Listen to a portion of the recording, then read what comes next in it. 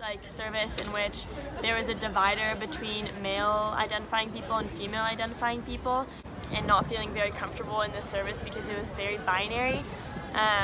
So personally, growing up, I haven't experienced much of it, but can imagine that people who are, for example, like transgender can only practice Judaism very comfortably in certain like realms of it.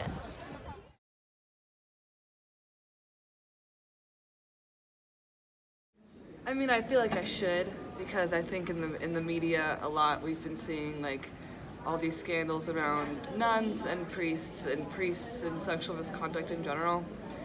And I mean, the Bible, we all know, it seems to be very authoritative in women's roles.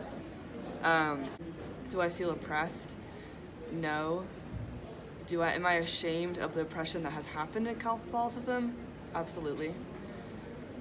And it really frustrates me because that's what people see of Catholicism and not the traditions. And it's something I've had to really battle in my own faith journey, I guess, is finding that a religion, spirituality, really anything isn't necessarily the people, but it's the traditions and it's the ideology, and the people, I guess, enhance it. But I guess in Catholicism's case, it hasn't really given us hasn't given us a good image.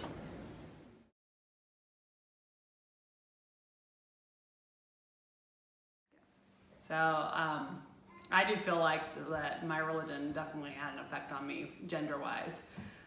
I definitely grew up in a religion that valued men, and they were in charge of everything, including in charge of the money of the church, in charge of instructing members what they could and couldn't do. They were the counselors involved with that, and so I never had any great leadership within the Mormon religion, and I felt like that definitely affected who I was in growing up.